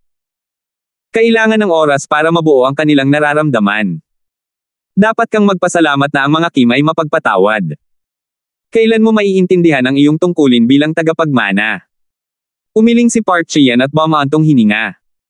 Kinagat ni Sheila ang kanyang mga ngipin at pinandilatan sila. I hate all you. With that, she stalked upstairs. Nag-aalalang sinundan siya ni Yoonjung, tinawag ang pangalan ni Sheila gaya ng ginawa niya. Si Kim Jip, na tahimik sa buong oras, ay tahimik na tumingin sa itaas na may kakaibang kinang sa kanyang mga mata. Dad, dahil hindi natin magagamit ang Jogyeasa, kailangan mo ba akong maghanap ng bagong venue? Tanong ng pangalawang anak ni Park Chian, si Park Jean. Mula nang mangyari ang insidente kay Park Jong-hyun, walang sinuman sa pamilya Park ang nang-ahas na magrebelde kay Park Chian. At saka, gumaling na si Park Chian at pinili si Sheila bilang tagapagmana niya. Alam nila ang kanilang lugar at hindi nang ahas na tumawid sa linya dahil sa takot na magalit si Park Chian. Makipag-ugnayan sa lahat ng mga bisita at sabihin sa kanila na magkakaroon tayo ng seremonya sa Star Moon Villa. Dalhin ang lahat ng gamit doon ngayong gabi. Kailangan ko itong makumplito ng maayos. Tumanggo si Park Jae-in at ipinagpatuloy ang kanyang utos sa kanyang asawa. Sa ikalawang palapag, si Sheila ay nag-aalboroto, malakas na hinampas ang kanyang kama. Nakatayo si Eunjung sa pintuan ng walang magawa. Alam niyang hindi siya makikinig sa kanya ni Sheila, kaya pinapanood lang siya nito. Biglang umupo si Sheila, inayos ang buhok, at kinuha ang phone niya sa desk. Miss, sinong tinatawag mo? Habang di na-dial ang numero, sumagot si Sheila, gusto kong itanong kung nakabalik na si Brother Gibson. Gusto kong ilabas niya ako rito. Sa kabilang banda, nakaupo si Jane sa lobby ng Hilton Hotel buong hapon. Habang hinihintay si Justin, kinuha niya ang kanyang tablet at iginuhit ito saglit. Lumapit pa ang ilang mayamang binata at sinubukan siyang hampasin, ngunit hindi niya sila pinasaya. Hindi nag-alala si Jane kay Justin. Marahil dahil sa paghanga niya sa kanya mula pa noong bata pa siya, naniwala siyang malalampasan niya ang lahat ng paghihirap at babalik ng hindi nasaktan. Matapos humikab sa ikalabing pagkakataon, isang pamilyar na figure ang bumungad sa kanyang harapan. Justin. Kaagad, may naramdaman siyang kakaiba tungkol sa kanya mula sa ekspresyon nito. Mahal, nabawi mo na ba ang iyong pagtatanim? Bulalas niya. Humalaklak si Justin at hinalikan siya sa labi. I gained a lot this time.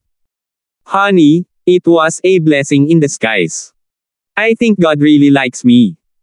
Ngumiti ng matamis si Justin. Masaya si Jane para sa kanya. Nagtataka, hinimok niya, bilis, sabihin sa akin kung ano ang nangyari. Dahil walang itinatago, ikinwento ni Justin sa kanya ang buong pangyayari. Nanlaki ang mata, hindi makapaniwalang nagsalita si Jane, yung Hardy. I mean, Master Insect, napakagaling niyang magtago kaya niloko niya tayong lahat. Ito ay dahil sa blinding leaf. Maaari kong itago ang aking pagtatanim dito at kahit nabaguhin ang aking hitsura. Ito ay talagang kaakit-akit, puri ni Justin. Nang gusto niyang makipag-usap tungkol sa mga mapagkukunan, tumunog ang kanyang telepono. Sinagot ni Justin ang tawag, Sheila. Anong problema? Kuya Justin, ayos ka lang ba? Tanong ni Sheila. Oo, syempre, ayos lang ako. Ngumiti si Justin. She still cares a lot about me though hindi niya ako pinapansin sa umaga. Magaling iyan. Kuya Justin, ilabas mo ako, please. Ayoko talagang pakasalan si Kim Jeep. Sabi ni Lolo, papalitan niya ang venue at kailangan ng pumasok ang kasal. Ako. Ayoko talagang pakasalan siya. Nanginginig ang boses ni Sheila. Natahimik sandali si Justin. Pagkatapos huminga ng malalim, sinabi niya, Sheila, outsider lang ako. Kahit gusto kitang alagaan, may totoong pamilya ka. Hindi ka sasaktan ng lolo mo. Gusto lang niyang mapasa iyo ang lahat. Dapat mas maging considerate ka sa nararamdaman niya. Subukan mong kilalanin si Kim Jeep. Hindi siya masamang tao. Hindi. Ayokong marinig ito. Kuya Justin, pareho ka sa kanila. Walang nakakaintindi sa akin. Nandidiri ako sa iyo. Inihagis ni Sheila ang kanyang telepono sa sobrang galit. Nagkibit balikat si Justin. Pinigil ng tawag ni Sheila ang kanyang kagalakan kanina. Sigurado ka bang hindi ka magsisisi? Kahit ayaw mong tanggapin ang nararamdaman niya para sa iyo, hindi mo siya dapat pilitin na magpakasal sa taong hindi niya gusto, sabi ni Jane. Hinawakan ni Justin ang kanyang noo sa galit. To be honest, hindi ko alam kung ano ang nararamdaman ko kay Sheila. Minsan ang tingin ko sa kanya ay parang bata kong kapatid, pero minsan masyado siyang matured na hindi ko mabasa ang isip niya. Alam mo naman na hindi ko siya kayang bigyan ng titulo o buong pagmamahal.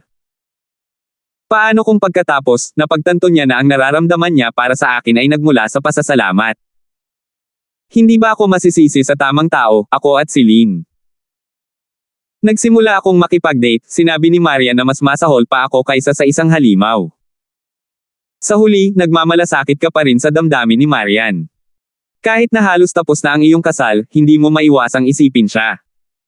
Nakakapanghinayang iyon. Nagpout si Jane. Ngumiti si Justin ng nakakatakot. Hindi ko mapigilan ang sarili ko na makonsensya. Paano nagawa ng isang tulad ko na makuha ang puso mo? At saka, ang mga karagdagang kalaban ko ay maaaring maging lubhang mapanganib sa hindi maiisip na antas. Baka nasa panganib si Sheila kung magkakasama tayo.